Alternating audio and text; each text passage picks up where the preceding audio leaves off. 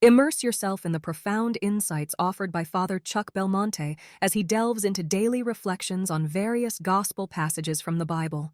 How did Opus Dei begin? Saint Josemaría, in the early days of Opus Dei, sought strength among Madrid's poorest. I went to seek strength in the poorest neighborhoods of Madrid, hours and hours back and forth every day, on foot from one part to another, among the poor who owned absolutely nothing, but still God's children. Thus I went in search of the means to do the work of God in all these places. The sick constituted the human strength of the work. This intuition, that caring for the weakest strengthens the giver, remains prophetic. Individualism and consumerism hide fragility by idolizing independence. Yet it is precisely in vulnerability that we discover our common humanity. Illness, poverty, and old age are not threats to dignity, but moments when dignity shines most clearly. Care, therefore, is crucial, as it is the human and humanizing response to fragility, but it must be given freely and personally. Care is more than a task. It is a way of relating that acknowledges our shared condition. By recognizing our own vulnerability and that of others, we rediscover human interdependence. This has concrete consequences.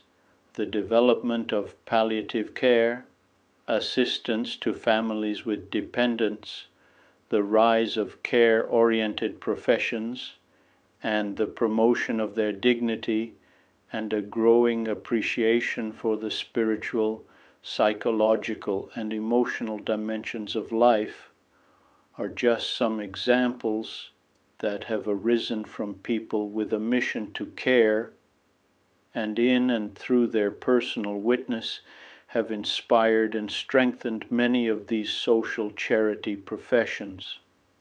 When a culture of care and therefore of gift exists, we overcome individualistic perspectives.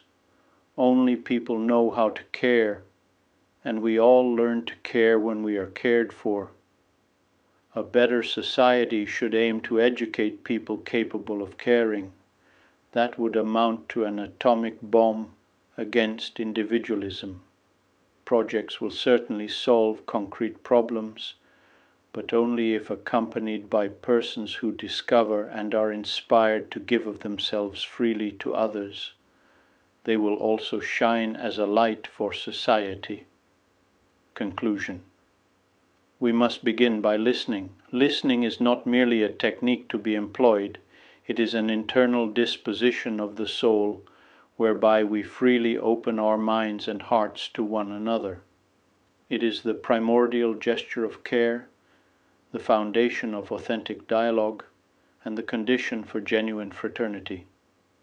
In every act of listening, there are two persons, one who entrusts, one who receives.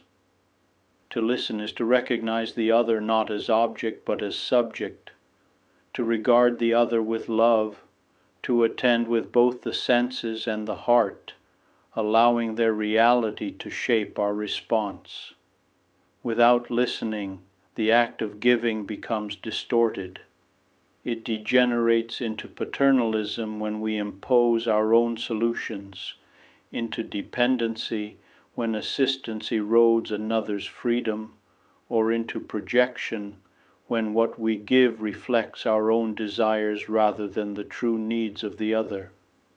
This is the enduring legacy of Saint Josemaría, not only to promote institutions, but to inspire persons one by one, who, by listening and giving of themselves, sow love wherever they are, until society itself is renewed and transformed into a true culture of gift. November 28th, Friday. I would be delighted to extend an invitation to you once again tomorrow for another insightful reflection on the Gospel by Father Belmonte.